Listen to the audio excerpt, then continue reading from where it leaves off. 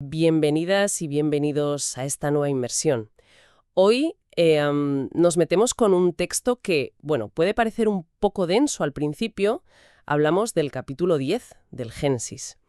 Pensemos en la situación. Acaba de pasar el diluvio, la humanidad tiene que, digamos, volver a empezar. Y este capítulo nos da la lista de los descendientes de los hijos de Noé: Sem, Cam y Jafet. Es como si intentaran hacer un mapa del mundo que conocían, una especie de quién es quién de la antigüedad. Así que hoy vamos a explorar esta genealogía, esta tabla de las naciones, a ver qué nos cuenta sobre cómo veían ellos el origen de los pueblos. ¿Qué hay detrás de todos esos nombres? Exacto. Es que no es solo una lista, ¿eh? Es un texto fundamental en el Génesis. Hace de puente. Conecta la historia del diluvio, que es más universal, con lo que viene después. Ya sabes, las historias más específicas como la de Abraham. Intenta, pues, poner un poco de orden, explicar de dónde vienen todos los pueblos que conocían. Los egipcios, los de Mesopotamia, los cananeos, los de las costas. Todos partiendo de un tronco común, que es Noé y su familia. Es su forma de entender el mundo, vamos. De acuerdo, pues, vamos a ello, a ver ese mapa ancestral. Empecemos por el primero que nombra, Jafet. El texto dice que sus hijos son Gomer, Magog, Madai, Javán, Tubal, Mesec, Tiras. Nombres que, imagino, para la gente de la época significaban algo muy concreto. Pueblos del norte, quizá, o del oeste. Sí, totalmente. Y también nombra nietos, ¿eh? Askenaz, Tarsis. Lo interesante es la frase que usa para describirlos a todos. Dice: por estos fueron repartidas las islas de las gentes en sus tierras, cada uno según su lengua, conforme a sus familias en sus naciones. Esta frase es muy importante. Islas de las gentes, o a veces se traduce como costas. Generalmente se piensa que se refiere a los pueblos más lejanos, vistos desde Israel, claro. Pueblos del Egeo, de Anatolia, lo que hoy es Turquía, quizá más al norte o al oeste. Javán, por ejemplo, se suele relacionar con los griegos, los jonios. Tarsis. Bueno, Tarsis es más complicado.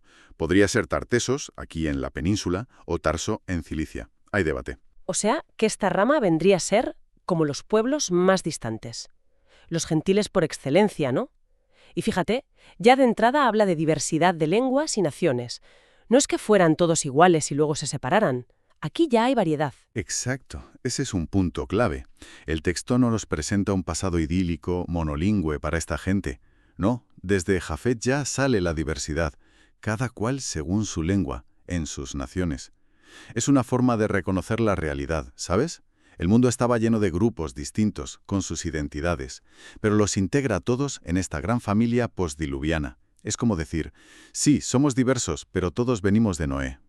Reconoce la diversidad dentro de la unidad. Muy interesante para empezar. Bueno, dejamos esas tierras lejanas y pasamos a la segunda rama, la de Cam. Sus hijos, Cus, Misraim, Fut y Canaán. Me da que esta línea va a ser importante en el resto de la historia bíblica. Misraim, por ejemplo, me suena mucho a... A Egipto, sí. Mizraim es el nombre hebreo para Egipto. Y Egipto, claro, era una civilización clave, una potencia. Israel tuvo siempre una relación, muy intensa y compleja con ellos. Y el texto da un detalle curioso, ¿eh? Dice que los filisteos, que eran otros vecinos importantes y a menudo enemigos de Israel, descienden de Mizraim, a través de los Caslujim. Es como si ya los estuviera colocando en el tablero familiar, ¿entiendes? Claro. Y luego Canaán. Ese nombre sale por todas partes en los libros siguientes, sobre todo en el Pentateuco, ¿verdad? Se presenta a sus descendientes como la gente que vivía en la tierra que luego se promete a Israel. Justo. El texto se para a enumerar a los hijos de Canaán. Sidón, el primogénito, que da nombre a la ciudad fenicia. Het, que se considera el antepasado de los hititas, otra gran potencia. Y luego una lista que a los lectores originales les sonaría mucho: los jebuseos, amorreos, gergeseos, heveos, los pueblos que estaban en Canaán antes de que llegaran los israelitas. El texto está diciendo: estos son los que estaban allí. Y no solo los nombra, es que dibuja un mapa. Dice que el territorio iba desde Sidón en dirección a Gerar hasta Gaza y en dirección de Sodoma, Gomorra hasta Lasa. Es muy específico. Casi parece que están marcando los límites de una propiedad. Sin duda. Hay una intención clara al delimitar esa geografía. Está definiendo el escenario principal de la historia que va a contar después. Pero ojo, dentro de la línea de Cam hay una figura que se sale totalmente de la norma. que no es solo un nombre en la lista. Nimrod. Sabía que íbamos a hablar de él. Hijo de Cus, nieto de Cam. El texto le dedica un párrafo. Dice que este comenzó a ser poderoso en la tierra. Y esa frase tan enigmática, fue vigoroso cazador delante de Jehová. ¿Qué significa eso exactamente? ¿Era un héroe? ¿Un rebelde? Esa es la gran pregunta con Nimrod. Y la ambigüedad seguramente es buscada. Es una figura casi legendaria, el primer gran rey, el constructor de imperios. Poderoso o vigoroso, Gibor, en hebreo, implica fuerza, poder militar. Lo de delante de Jehová es lo que trae cola. Significa bajo la mirada de Dios, quizá con su aprobación, o más bien en desafío a Dios, como un poder terreno que se levanta frente al divino. La tradición judía posterior, a menudo lo vio de forma negativa, como un rebelde. Y su poder se ve en que funda ciudades, ¿no? Dice que el inicio de su reino fue Babel, Erec, Akkad y Calne, en la tierra de Sinar. Eso nos suena muchísimo a Mesopotamia, claro. Sinar es la zona de Sumeria de Babilonia. Babel es, por supuesto, Babilonia, la de la famosa torre del capítulo siguiente. Erec es Uruk, la ciudad sumeria. Akkad, pues el imperio acadio de Sargón. Calne es más dudosa, pero está claro que hablamos del sur de Mesopotamia. Nimrod representa eso. El nacimiento del poder urbano, de las primeras grandes civilizaciones allí. Es una figura que, digamos, ancla la genealogía en la historia real, en la geografía conocida. Y la conexión con Mesopotamia sigue, porque el texto añade algo sobre Asur. Dice, de esta tierra de Sinar salió para Asiria y edificó Nínive, Rehobot, Cala y Resén. Nínive, la gran capital asiria. Eso es. Aquí Asur parece ser una persona, o quizá el pueblo asirio personificado, que se va desde el sur, desde el reino de Nimrod, hacia el norte, y funda las ciudades asirias principales, Nínive, Cala, que es Nimrud. Así que el texto explica no solo el origen del poder en Babilonia, con Nimrod, sino también el del poder asirio. Dibuja el mapa de las dos grandes potencias de Mesopotamia que tanto influirían en Israel. La rama de Cam, por tanto, conecta con Egipto, con la gente de Canaán y con los imperios mesopotámicos. Una rama con mucho peso político y geográfico, sí. Entendido. Vaya panorama geopolítico nos dibuja con los descendientes de Cam. Vale, llegamos a la tercera y última rama principal, la de Sem. El texto lo presenta con dos detalles curiosos. Dice que es padre de todos los hijos de Eber y hermano mayor de Jafet. ¿Por qué resaltar a Eber y la relación con Jafet? Son dos apuntes importantes. Sí, lo de padre de todos los hijos de Eber, o Eber, es clave porque de Eber, según se cree tradicionalmente, viene la palabra hebreo, ibri. El texto nos está señalando ya, directamente, la línea que va a llevar al pueblo de Israel. Sem es el antepasado de los pueblos semitas en general, pero Eber enfoca mucho más hacia los hebreos. Ajá, está marcando el camino hacia los protagonistas de la historia que viene. ¿Y lo de hermano mayor de Jafet? Con temas de primogenitura, de estatus, aunque es curioso porque en la lista de hijos de Noé que da aquí, Jafet, Cam, Sem es el último. Otros pasajes sugieren otro orden. Quizá es una forma de darle cierta importancia a Sem, aunque lo nombre al final en esta lista. Los hijos directos de Sem que menciona son Elam, al este de Mesopotamia, Asur, otra vez, quizá aquí como el pueblo o la región, Arfaxad, Lud, posiblemente Lidia en Anatolia, y Aram, los arameos de Siria. Pero otra vez parece que el texto se va a centrar en una línea concreta, la de Arfaxad, ¿no? Sí, correcto. La genealogía se va haciendo más estrecha. Arfaxad engendra a Sala y Sala a Heber. Ahí está Heber otra vez, confirmando que es un eslabón importante. Y entonces llegamos a un punto muy intrigante. A Heber le nacen dos hijos. Uno se llamó Peleg. Y aquí viene la otra frase misteriosa. Porque en sus días fue dividida la tierra. Su hermano se llamaba Joctán. Vale, un momento aquí. Dividida la tierra. ¿Qué significa esto? Suena importante. Lo es, y ha generado ríos de tinta, créeme. La frase en hebreo, Nipeljaja Aares, de ahí viene Peleg, que significa división. Es muy concisa. Hay varias ideas sobre a qué división se refiere. La más habitual es que habla de la dispersión de la gente y la confusión de lenguas de la Torre de Babel, que se cuenta justo después en el capítulo 11. Si lo vincula a la época de Peleg, le está poniendo una fecha, digamos, en la cronología bíblica. Fue en tiempos de Peleg cuando pasó todo aquello de Babel. Eso encajaría bien. Conectaría los dos capítulos. Sí, sí. Algunos han pensado en una división geográfica literal, no sé, basada en leyendas antiguas sobre cambios en la Tierra, separación de continentes, algo más geológico.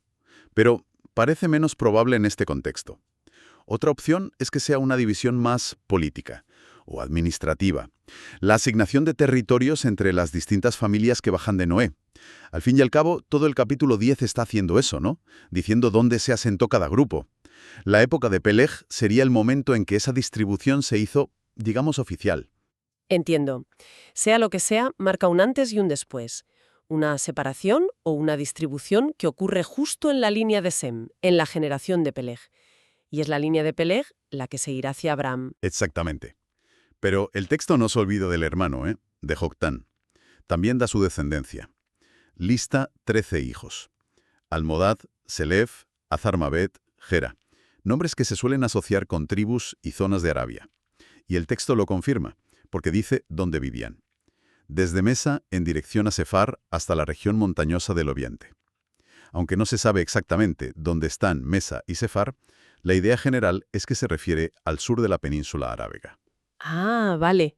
Entonces, la línea de Joctán serían los pueblos árabes del sur, distinguiéndolos de la línea principal de Peleg, que lleva a los hebreos. Es otra forma de situar a vecinos importantes en este mapa familiar. Correcto.